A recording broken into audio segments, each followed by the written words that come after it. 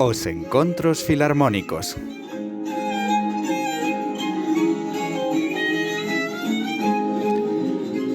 Un programa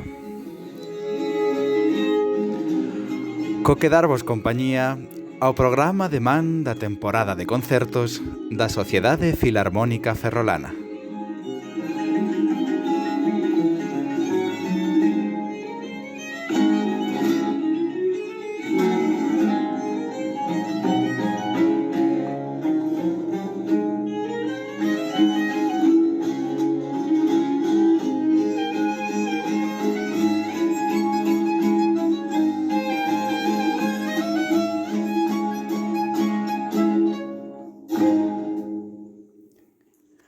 Muy bienvenidos todos, queridos amigos de la música. ¿Qué tal estáis? Soy José Álvarez, soy periodista y soy miembro de la Sociedad Filarmónica Ferrolana. Y tengo el inmenso placer de daros la bienvenida a todos a esta tercera edición dos Encontros Filarmónicos, que como sabéis es este programita de radio que estamos improvisando a vuestro lado para acercaros conversaciones muy de cerca con los protagonistas de cuantas maravillas musicales pasan por los escenarios de Ferrol de la mano de nuestra Sociedad Filarmónica. Hoy traemos música española del siglo XVIII, música desconocida, rescatada muchas veces y desempolvada de las sombras del olvido, del peso de la historia que con sus avatares nos esconde muchas veces nuestro propio patrimonio. Os traemos un conjunto de joyas de las que vamos a hablar y de las que acabamos de disfrutar quienes estuvimos en el concierto del pasado día 14 de noviembre en el Teatro Jofre de Ferrol. Este concierto número 615 de esta larguísima temporada de 76 años ya de conciertos que la Sociedad Filarmónica Ferrolana viene trayendo con lo mejor de la música que pasa por Galicia a nuestros escenarios. Esto que acabáis de escuchar es una música, aparte de preciosa, espectacular, rítmica, con ese descaro, esa energía, ese carácter tan español que habéis notado sin duda en ella. Es una música de un contemporáneo de Mozart, del que seguro que no habéis escuchado hablar. Se trata de un fandango, el fandango de Bernardo Álvarez Acero, una persona que vivió entre 1766 y 1821. Y este contemporáneo de Mozart es uno de los autores poco conocidos o prácticamente desconocidos para todos nosotros, que nos trajo un grupo de música que es puntero, es de lo mejorcito que tenemos en España en música antigua y que está haciendo una labor de recuperación de patrimonio y de divulgación impresionante. ¿De quién estamos hablando? Estamos hablando de Forma Antigua. Es un grupo formado sobre todo por los famosos hermanos Zapico. Ya sabéis que lo dirige al clave Aarón Zapico, clavecinista, con quien hemos tenido una larga conversación que vais a disfrutar a continuación. También están Pablo Zapico, que toca la guitarra barroca, Daniel Zapico, que toca la tiorba, y vienen acompañados por Ruth Verona, una violonchelista impresionante, y dos violinistas espectaculares, Jorge Jiménez y Daniel Pinteño. Hemos hablado con todos ellos y vamos a hablar de música, y de música además española, música muy desconocida para el propio público español, que se supone que deberíamos ser quienes por lo menos conociéramos a estos autores y estas obras tan especiales que pudimos disfrutar en Ferrol y que han pasado ocultas por el manto del olvido y por capas de polvo de más de 200 años en muchos casos, hasta nuestros días. No sé si sabéis, pero vamos a hablar de ello ahora, que los hermanos Zapico, aparte de ser uno de los mejores grupos de música antigua que tenemos en España, hacen también una labor de divulgación musical, pero también de investigación, de recuperación de patrimonio musical perdido, muy notablemente en el archivo de la Catedral de Oviedo, pero no solamente. La labor que están haciendo de rastrear y recuperar música histórica española del barroco, de los siglos XVII y XVIII, sobre todo, es increíble.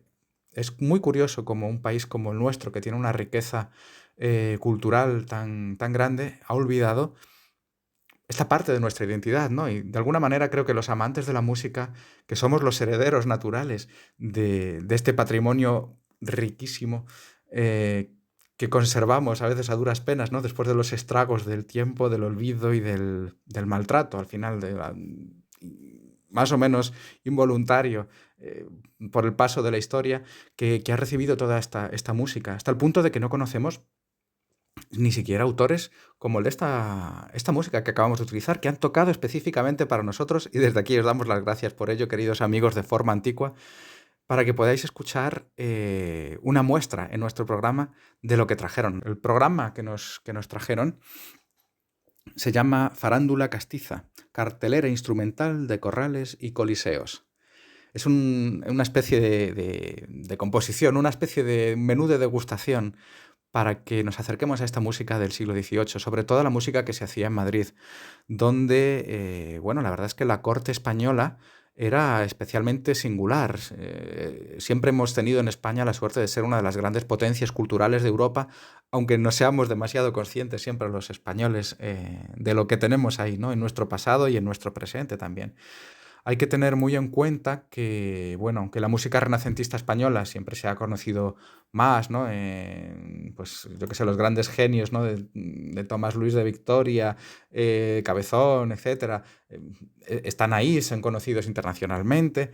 eh, pero en la época, el siglo XVII, XVIII sobre todo, lo tenemos un poco despoblado de figuras de renombre que podamos reconocer fácilmente. Y ocurrió una cosa muy curiosa, ¿no? En este siglo XVIII, en el que cambiamos de dinastía, vinieron los Borbones con un montón de influencias, sobre todo de música de Italia. Teníamos aquí una de las grandes estrellas de la música del momento, ¿no? Como era Farinelli, que cantaba en la corte española. Teníamos aquí a Scarlatti, a Boccherini, y bueno, con la música y las influencias que venían de Europa, de la corte francesa también, teníamos influencias italianas, teníamos influencias francesas, pero la particularidad de España, donde la música siempre ha sido especialmente rítmica, ha tenido esa especie de descaro, de alegría innata, ¿no? De duende gitano, casi, si lo podemos llamar así. Claro, es música muy impregnada por la tonadilla, por el villancico, el recitado español, las seguidillas. Hay una necesidad de nutrirse de todo lo que está alrededor en esta música española que se mezcla con estas influencias italianas y francesas y da lugar a una hibridación, a una mezcla que es espectacular. No voy a entretenerme más con esto, simplemente pues voy a recuperar una expresión de Aarón Zapico, ¿no?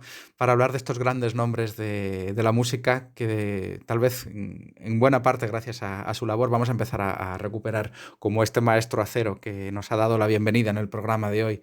Son músicos excepcionales, contemporáneos de Bach, contemporáneos de Mozart, tal vez de Beethoven, de Brahms, pero no lo son, ni falta que les hace. Eso nos dice Aarón Zapico.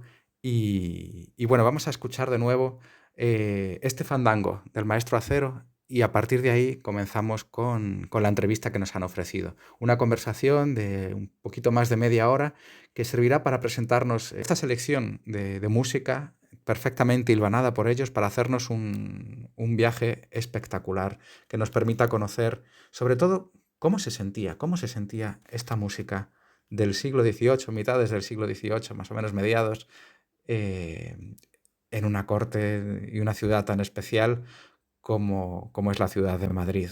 Que bueno, tal vez a muchos tendréis en mente al escuchar esta música los cartones de Francisco de Goya. Me parece que es una buena imagen que tener en mente para escuchar lo que viene a continuación. Comencemos volviendo a disfrutar este minuto de gloria y de ritmo y de descaro y de alegría española que es el fandango de Bernardo Álvarez Acero.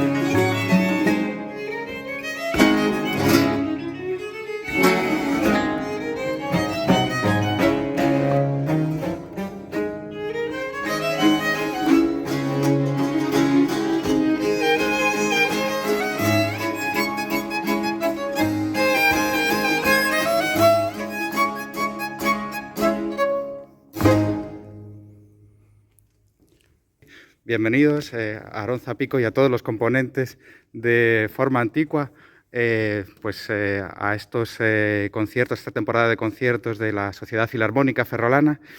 Y bueno, para empezar, antes de que hablemos un poco, a lo mejor con Aarón en detalle, ¿no?, de todo lo que traéis, no sé si podríais, para el público que a lo mejor no está tan familiarizado con los instrumentos de música antigua, con las capacidades que tiene, las utilidades también, ¿no?, de estos instrumentos que son más antiguos que lo que está acostumbrado a ver el público de un repertorio más clásico, si podríais presentar un poco qué juguetes traéis aquí, ¿no?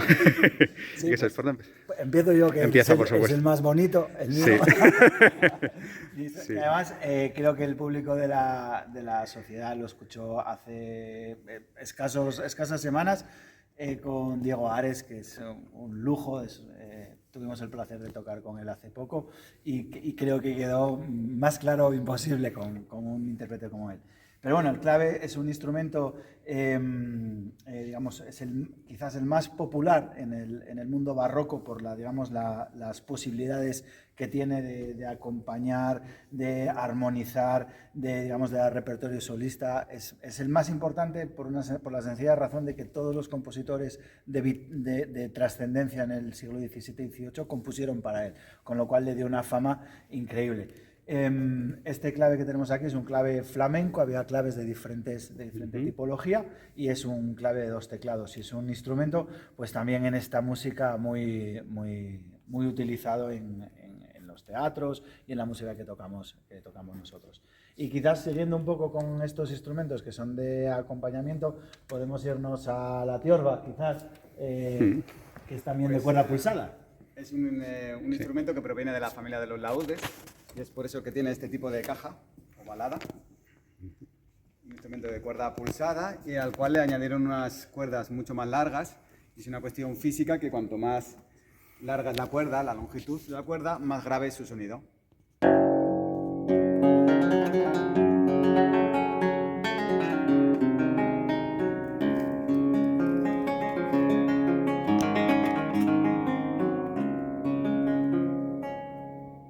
Es un instrumento que, como proviene del barroco, está muy ornamentado, y es por ello que tiene pues, estas rosetas talladas en la propia tapa armónica del instrumento, y tiene muchas decoraciones también en lo que es el batidor y este segundo clavijero,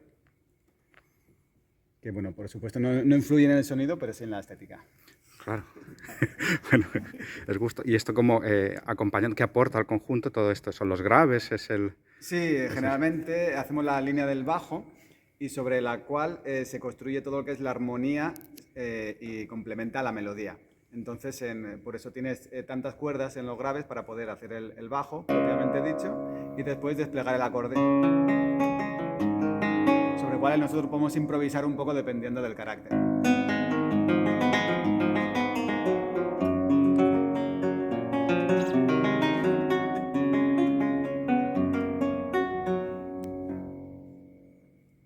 Tiene un timbre delicioso.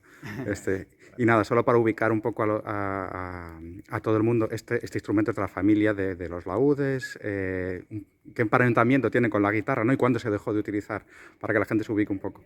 Bueno, este instrumento tiene muchas, son 2 familias diferentes, los laúdes de las guitarras. Las guitarras son de fondo plano, decimos que son planas por la parte de atrás, y los laúdes son estos curvos, como decíamos.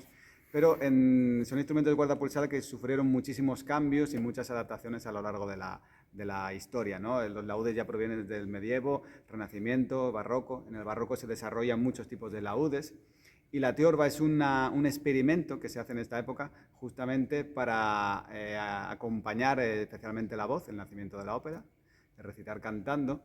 Y es un instrumento que se inventó durante el Barroco, pero después no continúa, esa pequeña ramificación no continúa en la historia de la cuerda pulsada. Digamos que desapareció, al contrario que pasó con otros instrumentos de cuerda pulsada como la guitarra, que sí se fue adaptando, pues guitarra renacentista, barroca, romántica, clásico-romántica, eléctrica, ¿no?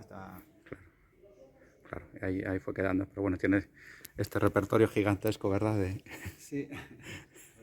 Vale, estupendo, gracias.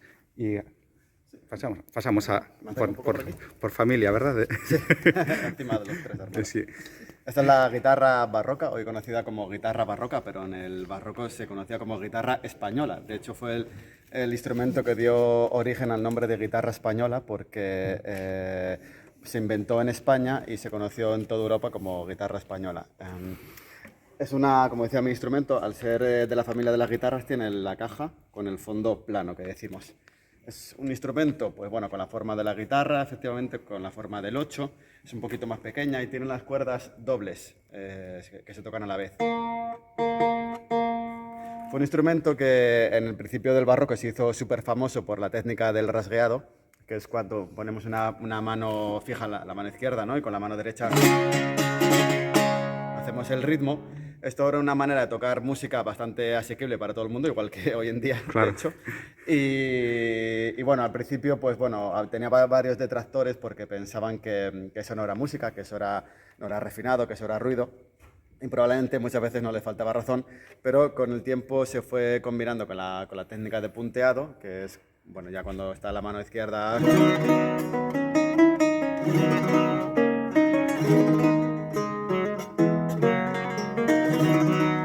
Y en esta combinación pues ya nacieron grandes intérpretes por toda Europa y fue un instrumento muy famoso que incluso Luis XIV tenía su propio maestro de guitarra española, ¿no?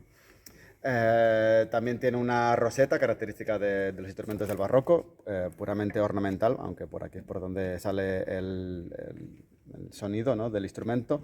Y luego también tiene diferentes pues, incrustaciones de madera. Esto varía, depende de los modelos. Es ornamental y bueno, también sirve un poco de cortafuegos en el caso de que el instrumento lleve algún daño. golpe. Bueno, que Esta es la muestra del rasgueado. la huella, ¿verdad? Exacto. Muchos de los instrumentos originales no sobrevivieron precisamente porque son bastante delicados y porque se gastaban. Claro, bueno, no deja de ser material natural, ¿verdad? Que al final pasa el Fungible. tiempo. Fungible, exactamente. Estos instrumentos, todos los que tenéis, son instrumentos, son réplicas, claro. Bueno, no en sé el si caso de alguna la cuerda pulsada, sí, en el Sí. bueno, también el del clave. El pero clave los también, instrumentos sí. de cuerda frotada sí que tuvieron más vida y bueno, nuestros compañeros tienen instrumentos originales. Oh, genial, pues vamos a verlos. Muchas gracias. Pues Este cuéntanos. es el cello barroco, se asemeja mucho al cello que conocemos. Este es de finales del siglo XVIII y la diferencia, básicamente, el traste es más corto, en el moderno es más largo, las cuerdas son de tripa. Luego hay grandes discusiones de si había o no para apoyar. En Claro. principio se supone que la pica es un posterior. invento más tardío del siglo XX o así. Ah, Pero bueno, hay grabados y esto donde se apoyaban en banquetas y cajones así como. ajá. Y el puente también es un poco más ancho, no es tan alto, con las patas más anchas. Y el arco, que no tiene nada que ver con el moderno, la curva es Sí. cóncava y no hacia abajo. Es como los de las violas da Más gamba, corto, ¿verdad? Un poco más corto, sí. Y básicamente es el sonido diferente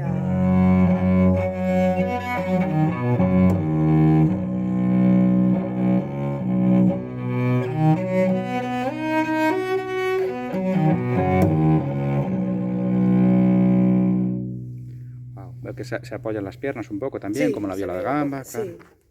sí. Se parece a la viola da gamba, pero no es No es la el misma. sucesor ni... No, No son familia, no, solo son parecidos. Son amigos, pero no Claro. familia. ¿Y cómo le describirías a alguien que, pues, bueno, a lo mejor no nota tanto la diferencia entre un cello contemporáneo con un cello barroco? Imagino que es un tema de potencia, también de la textura, Sí, del sonido. La afinación, la tesitura, también al bajar la vibración del instrumento no es la misma. Luego también otra diferencia es que no tiene tensores. Los instrumentos modernos tienen aquí como para tensar y nosotros afinamos con las clavijas directamente. Es también Claro. un añadido posterior.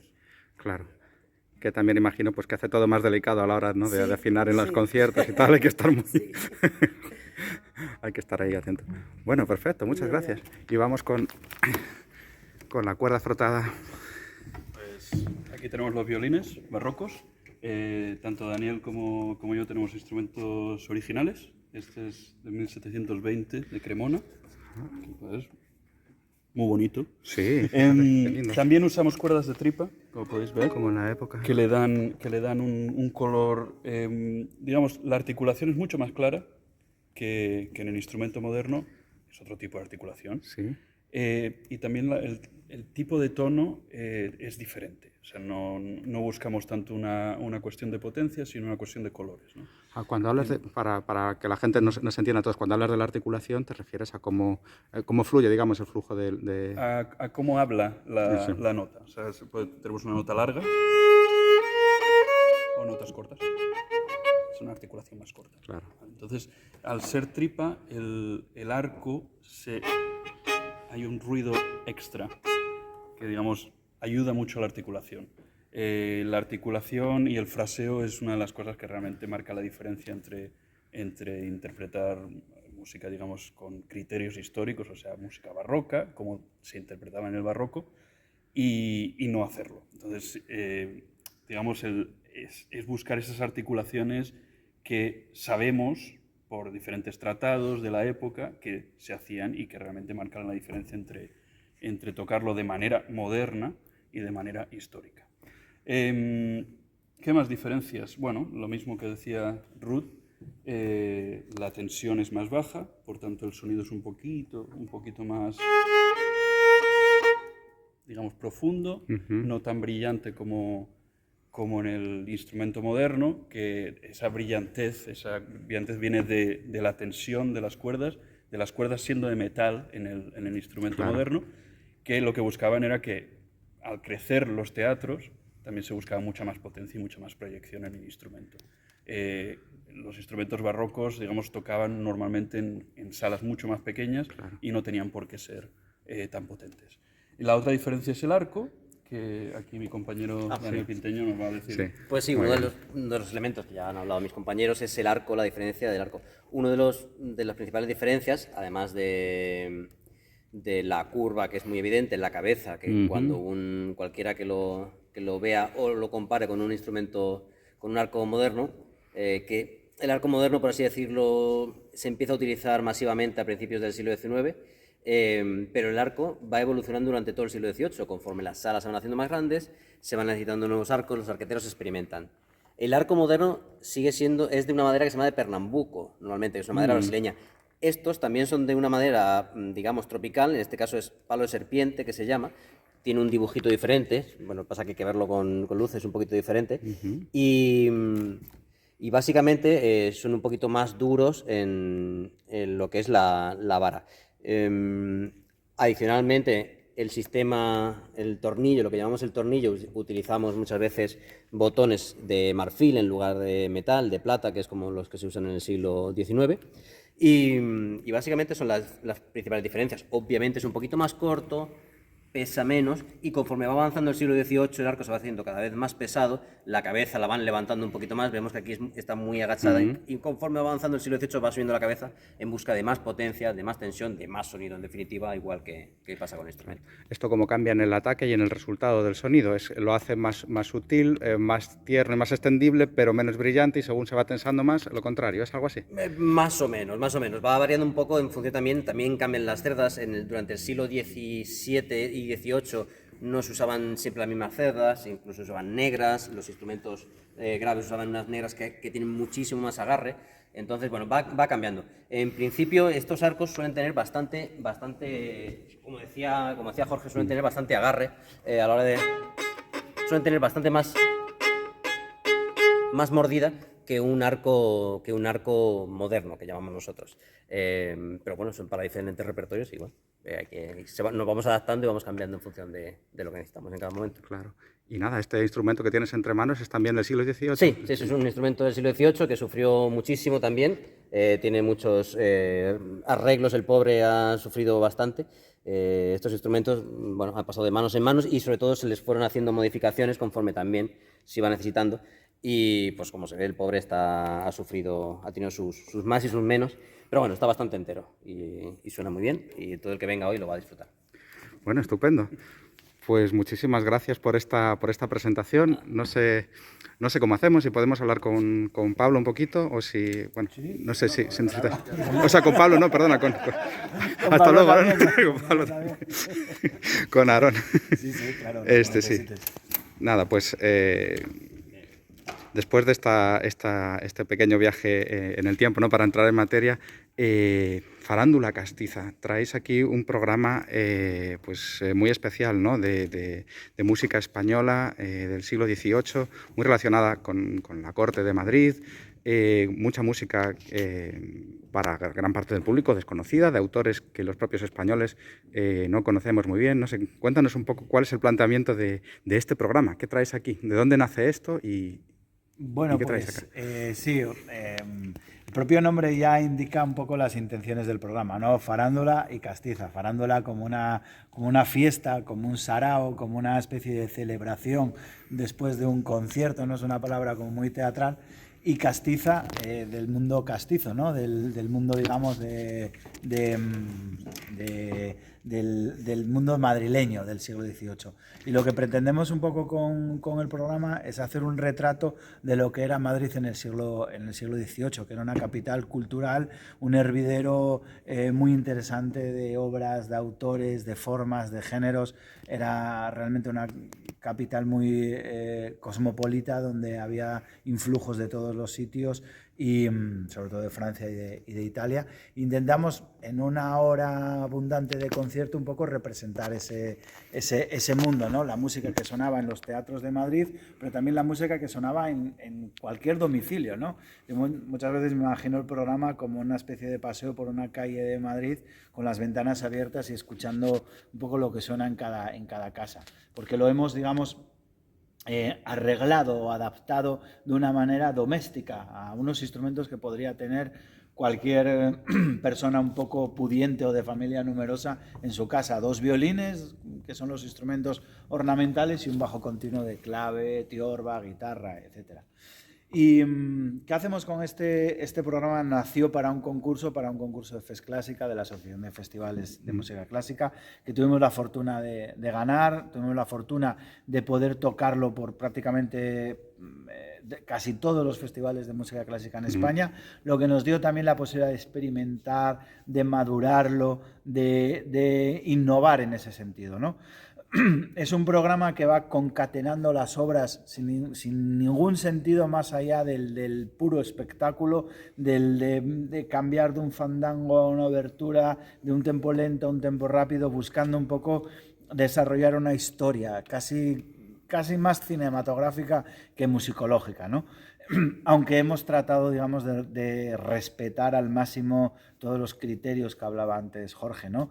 No por una obligación que nos impongamos, el hecho de tocar con criterios históricos, sino porque es la manera que tiene esta música de sonar en todo su esplendor, en toda su dimensión, respetando lo que los compositores escribieron. Sí, es un poco como hacer una exposición, un libro de poemas, ¿no? Que tú coges una serie de partes que están sueltas, que han llegado a través de los siglos hasta nosotros, y las relaboras un poco para que el público del siglo XXI pues entienda también el contexto, lo pueda disfrutar. Exacto, a nosotros es con una traducción. No nos interesa tanto recrear, porque es un verbo que no se conjuga, eso es imposible. Tenemos los oídos contaminados, no contamos con exactamente los instrumentos, no tenemos los teatros adecuados para ello, no tenemos ni siquiera el concepto de concierto, podríamos recrear algo así. Entonces, partiendo de la base que recrear algo es imposible, lo que tratamos es de crear con esas herramientas del siglo XVIII o del siglo XVII para un público del siglo XXI.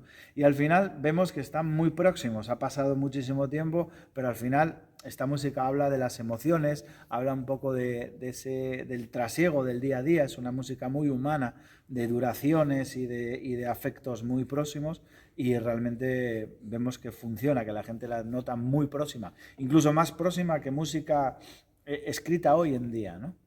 Sí, porque es una música que tiene unas características que, a pesar del viaje en las generaciones, ¿no?, que nos separa de su época, pues tiene unas raíces que compartimos de alguna manera, suena familiar. No sé si podrías hablarnos un poco de las características que tiene esta música española respecto a otras músicas que incluso tal vez el público conoce mejor porque se ha difundido más, igual la música francesa, italiana o del centro de Europa. Y aquí pues tenemos pues siempre una especie de personalidad rítmica, herencia también de la mezcla de culturas musicales también que tenemos en España. ¿Cómo es esta música española? Sí, totalmente. O sea, la música española del siglo XVIII es una música bastarda completamente, es una música mestiza.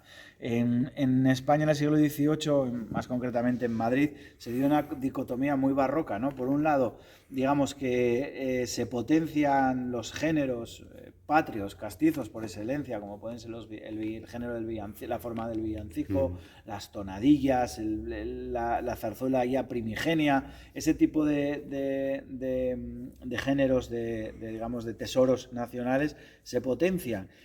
Pero no se hace feos a lo que viene de fuera, sobre todo de Italia, sobre todo de Francia, ¿no? Tenemos músicos italianos, músicos franceses trabajando en España y influenciando de una manera definitiva, como hicieron en toda Europa, nuestra música. Entonces, al final, ahí hay un batiburrillo de géneros, de formas, de italianos que se convirtieron casi en españoles, dígase Boccherini, dígase Scarlatti, dígase Brunetti, ¿no? Que al final crean una música que trasciende un poco el tema de las nacionalidades. Si queremos ver la italiana, la vemos italiana, con el uso de los violines, con el uso de la brillantez, del teatro, del drama. Si queremos ver la española, la vemos española también, con el ritmo, con las formas, con la trepidancia de esa música española.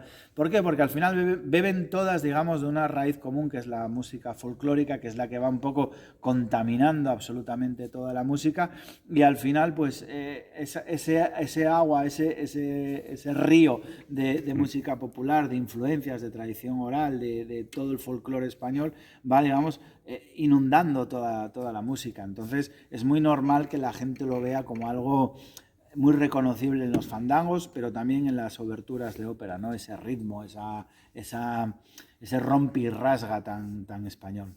Sí, que es un poco lo que hace que sea reconocible en cualquier lugar, ¿no? Que le pueda dar más proyección. Sí. Ajá. Parte de esta música creo que la habéis rescatado vosotros mismos incluso, ¿no? Es música que a veces pues lleva casi 300 años escondida en un archivo. Hacéis una labor muy interesante creo que trabajáis mucho con el fondo catedralicio, ¿no? de la Catedral de Oviedo, también en los archivos, en las bibliotecas. Cuéntame, ¿cómo es esta labor? ¿Qué habéis encontrado normalmente? ¿Cómo trabajáis? ¿Y qué justo en este concierto vais a presentar, que hayáis desempolvado un poco, ¿no? del olvido?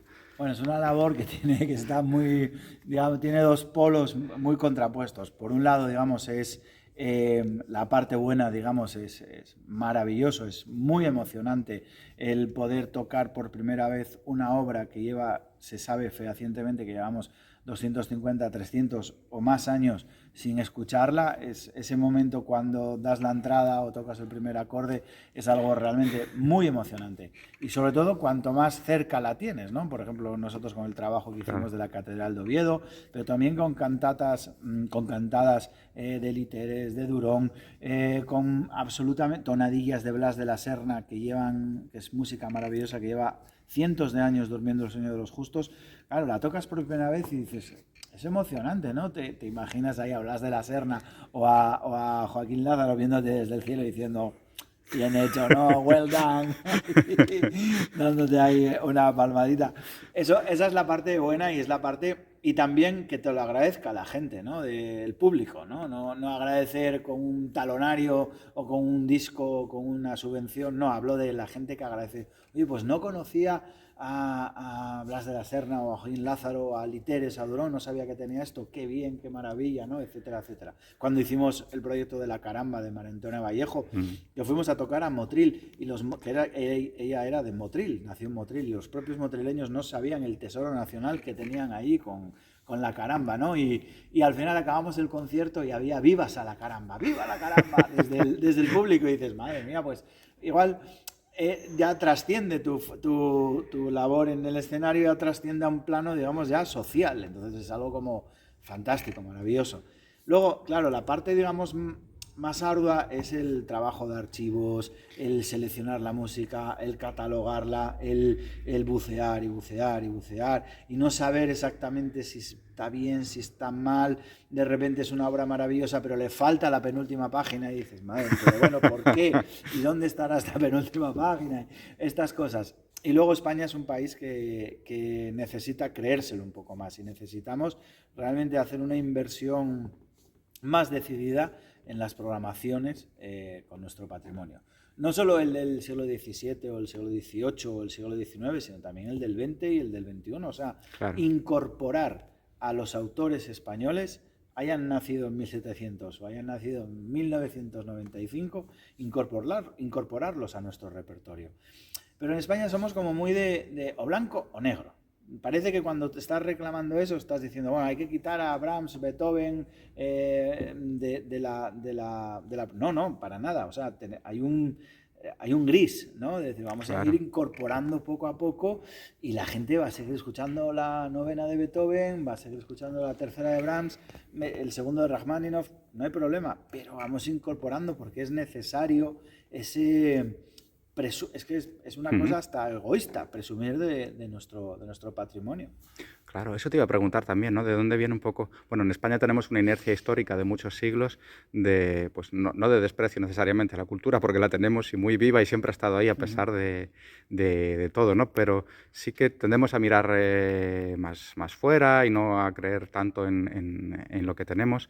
Y bueno, cómo eso se puede cambiar, ¿no? También pues en tu generación y quienes vienen un poco detrás también, han cambiado mucho las cosas, ¿no? Desde, igual que en toda Europa, la música antigua pues era muy desconocida, ya hay una base, ya hay un público, ya empieza a extenderse más y en España tal vez estemos en un momento que puede ser clave de recuperación de patrimonio, de grabar obras que no están ahí, de darlas a conocer. ¿Cómo ves esta situación con un poco de perspectiva histórica y hacia el futuro? Es un trabajo conjunto, o sea, que no podemos hacer los intérpretes nada más, ni el público nada más, ni los directores de los festivales nada más, ni la prensa nada más.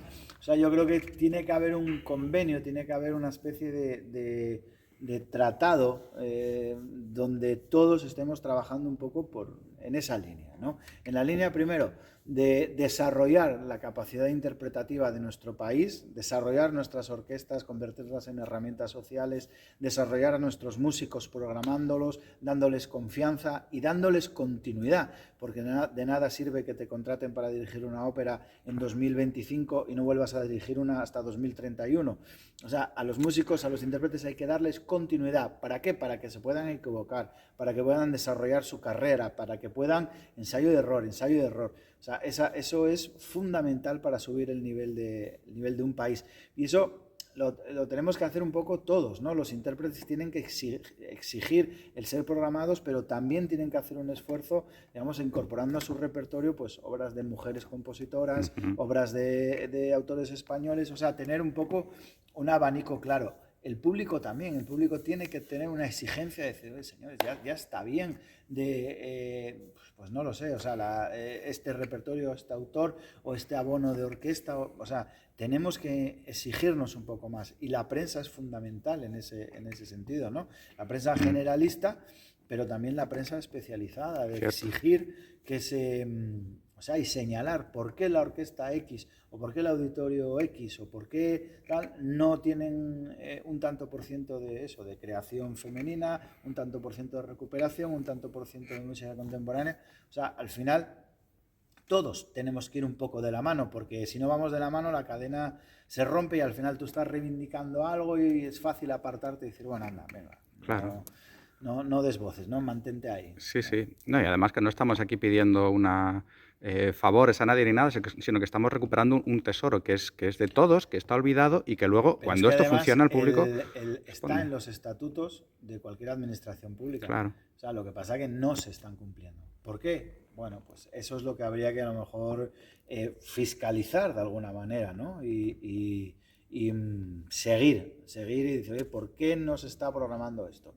¿Por qué estamos cayendo siempre en esta sobreprogramación de títulos o sobreprogramación de artistas extranjeros? ¿O por qué estamos cayendo en esto? Un análisis, digamos, empresarial que nos permita, digamos, pues el evolucionar y no quedar estancados, ¿no? Porque al final el público no se renueva y hace años parecía muy descabellado decir esta orquesta va a desaparecer o esta sociedad filarmónica va a desaparecer o este auditorio va a cerrar.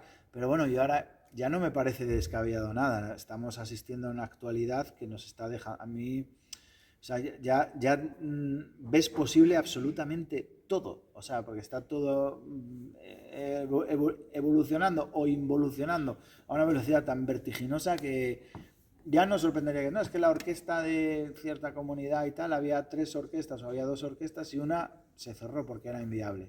Y yo, pues madre mía, ¿no? Y culturalmente lo que se cierra ya no vuelve a abrir, ya no vuelve a crecer, entonces es muy delicado. Tenemos que concienciarnos un poco todos de que no estamos trabajando solo para nosotros o solo para nuestro momento, sino que nuestro trabajo trasciende al futuro también, ¿no? Así que... Hay que asegurarse de que lo mismo que estás intentando, y vosotros y más gente, ¿no? Intentando sacar del olvido música que ha estado ahí, pues perdida 300 años, que música que conocemos ahora no esté otros 300 o lo que sea después, Claro. después de nosotros, porque se deje de tocar, porque no haya público, porque dejemos de conocer los tesoros Claro. que tenemos, ¿no? Claro. Y luego a la hora de programar, tampoco es que sea, incluso desde este punto de vista de la rentabilidad y todo eso, es música que después funciona muy bien. No sé, incluso en el extranjero, cuando vais con este repertorio un poco más desconocido, español, la reacción de la gente que tenéis, bueno, lo puedes decir tú mismo más o menos, Sí, que la o sea, gente se sorprende. no hace falta ir al extranjero. El extranjero, a poco que toques algo español con un poco de ritmo, ya la gente, o sea, la tienes en el bote. O sea, están ávidos de este tipo de música, con este ritmo, con este descaro, con esta cara dura, con esta manera de tocar, este fuego, ¿no?, que tiene la música. En el extranjero funciona, o sea, pero es que hasta mal tocada la música española. O sea, no hay duda en ese sentido. Es que no hace falta ir al extranjero. O sea, nosotros, cada vez que tocamos una obra nueva, un rescate, no sé qué, o sea, es que la gente está ávida de estímulos. El público... claro que le gusta mucho predecir lo que va a escuchar. Y ir, digamos, pues tengo el disco de X Sinfonía, que me lo pongo todos los domingos y luego cada vez que la programan en mi ciudad, la voy a ver. Perfecto. Yo hay veces que veo la misma película 4, 5, 6 veces, los grandes clásicos de cine o series incluso, de ver 3 o 4 veces la misma serie. Sí, porque hay un disfrute en esa repetición, en el saber lo que va a venir o fijarte en otros detalles, por supuesto. Pero también hay un disfrute en el, madre mía, ¿pero esto qué es? O sea, es la primera vez en mi vida que oigo un Nebra, es la primera vez en mi vida que oigo un Morton Feldman, es la primera vez en mi vida que oigo una sinfonía de Garay, es la primera vez en mi vida que oigo una ópera de Caccini. Pues sales y dices, pues, ostras, pero increíble, ¿no? Uno disfruta viendo Las Meninas de Velázquez una vez al año, incluso una vez al mes, pero es necesario cultivar un poco la mente y abrirse a otras experiencias. Claro, no, sin duda. Y bueno, por último, no sé si de los tesoros que traéis hoy, déjanos con una golosina, una recomendación un poco para el público, ¿no? Traéis una selección de autores que la mayoría de ellos son para prácticamente todo el público una novedad, son desconocidos. ¿Qué joyas nos traéis? Bueno, pues hay varias. Hay un compositor que nosotros estrenamos, creo que la primera vez que se oye en España hablar de José Castel fue con nosotros. Además, yo lo estoy ya programando cuando me invitan a dirigir orquestas sinfónicas y funciona genial. José Castel es un compositor increíble, le llamaban el Haydn español, que quizás a lo mejor es un poco presuntuoso de más, pero bueno, es muy interesante, un compositor muy interesante. ¿Qué más? Vicente Basset, al que nosotros también estrenamos, recuperamos, grabamos por primera vez. Era el concertino de Farinelli en la corte en Madrid. Un compositor también que a mí me parece fantástico, cómo condensa en muy poca duración muchísimo afecto, muchísimo efecto. Y bueno, está Nebra también, que es el gran compositor lírico del siglo XVIII en España. O sea, hay muchos autores que si la gente luego va a escuchar en su Spotify, en YouTube, bucear un poco, puede encontrar verdaderas joyas. Pero yo animaría a que la gente se sumergiese en este mundo del siglo XVIII en España, porque iba a quedar sobre el mundo cultural, no tanto el político o el social, ¿no? El mundo cultural, musical, es de una riqueza extrema y cómo, sobre todo, cómo podemos ver el poder que tenía la mujer en el siglo XVIII en el teatro, en las que mandaban, las que contrataban a la orquesta, las que contrataban las giras, las empresarias, las actrices. Había un poder femenino ahí muy, muy interesante y me parece que es digno de que se conozca más. ¿Esto ocurría en España solamente? Además, España, Italia, eran un poco otras partes.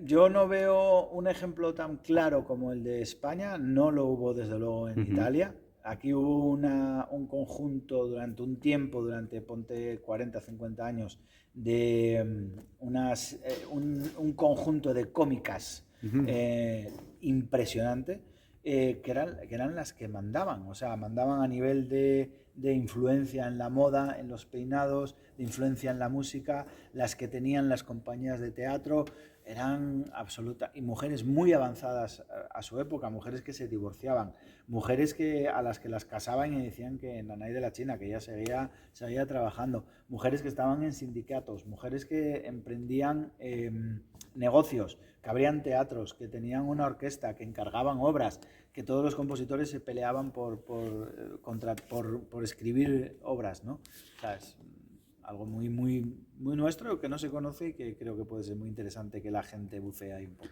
Sí, no es una Bárbara Strozzi aislada en tal, es un fenómeno. Sí, a Bárbara Strozzi todos la conocemos, pero claro, no conocemos a la Tirana, no conocemos a la Benant, no conocemos a la Caramba. Entonces, claro, muchas veces los impulsos de fuera parece que son más válidos que los nuestros y no debería ser así.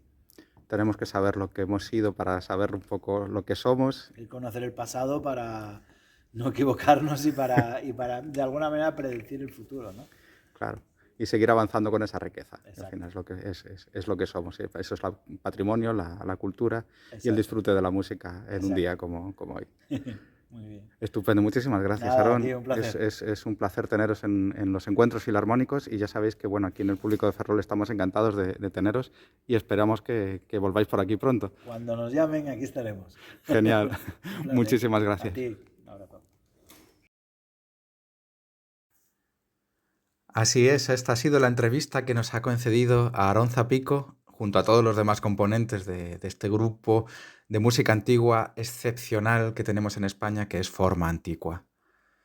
Espero que os haya gustado, que hayáis disfrutado tanto de esta conversación como los que hayáis podido acompañarnos también en el concierto del pasado día 14 de noviembre. Habréis disfrutado sin ninguna duda del concierto espectacular que nos dieron. La verdad es que daba gusto. Yo tuve el placer de girarme varias veces hacia el final del concierto, y no os digo ya en los bises, que fueron espectaculares, y vi al público que llenaba prácticamente el patio del Teatro Jofré con unas sonrisas, un brillo en los ojos. Nos lo estábamos pasando todos como niños pequeños, descubriendo esta música maravillosa de la que muchos ni siquiera habíamos oído hablar, incluso ni de sus compositores, ¿no? Y tengo la sensación de que muchos de nosotros hemos sido contagiados por esta curiosidad de conocer un poco mejor nuestra propia historia y de bucear en el patrimonio musical maravilloso que tenemos. Sabéis que el propio grupo Forma Antigua no son los únicos, pero son unos de los grandes divulgadores y rescatadores de esta música, y tienen entre sus grabaciones, que podéis encontrar disponibles fácilmente, pues varias de estas obras recuperadas de compositores españoles del siglo XVIII. Ahora están trabajando también, por cierto, en un programa que lanzarán en 2025 para recuperar la obra de la tonadillera La Caramba. Bueno, ahí os lo dejo, pero si buscáis La Caramba, que bueno, presentarán pronto en el Teatro de la Zarzuela de Madrid, es otra de estas mujeres de las que nos hablaba hace un momento Aarón Zapico. Y bueno, como veis, siempre traen entre manos grandes proyectos y grandes cosas. Os recordamos, antes de cerrar nuestro programa de hoy, cuándo tenemos el próximo concierto. El cuarto concierto de la temporada será el próximo día 29 de noviembre, también en el Teatro Jofre. Es música de cámara por el dúo Casadó, formado por Damián Martínez Marco al cello y Marta Moll de Alba al piano. Y nos traen pues un programa de música minimalista espectacular. Es el que está en torno a su disco Hypnotic. Gira un poco en torno, como os digo, a música minimalista. Ya sabéis que es muy repetitiva, pero que se subraya mucho, ¿no? La búsqueda del éxtasis y el énfasis, ¿no? Cada repetición no es exactamente la misma, pero es música muy sencilla, pero muy profunda, muy hipnótica, como sugiere el propio nombre del programa, ¿no? Y entre ellos, bueno, está esta obra Spiegel im Spiegel, el espejo en el espejo, en alemán, que es obra del compositor estonio Arvo Pärt, que no sé si conocéis la obra de Pärt, pero es uno de los grandes compositores de nuestro tiempo, de finales del siglo XX, principios del XXI. Hace una música maravillosa. Y bueno, creo que no puedo más que animaros con todas mis fuerzas a que nos acompañéis en el próximo concierto del día 29 de noviembre con el dúo Casadó, en el Teatro Jofre. En fin, este ha sido nuestro viaje de hoy por la música que enriquece los escenarios de Ferrol, y os esperamos pronto en la próxima entrega. Hasta entonces os mando un abrazo muy cariñoso de parte de todos los amigos de la Sociedad Filarmónica Ferrolana, y uno muy particular mío, que ya sabéis que soy José Álvarez, periodista y miembro de la sociedad. Un abrazo inmenso a todos, cuidaos mucho y que la belleza os acompañe.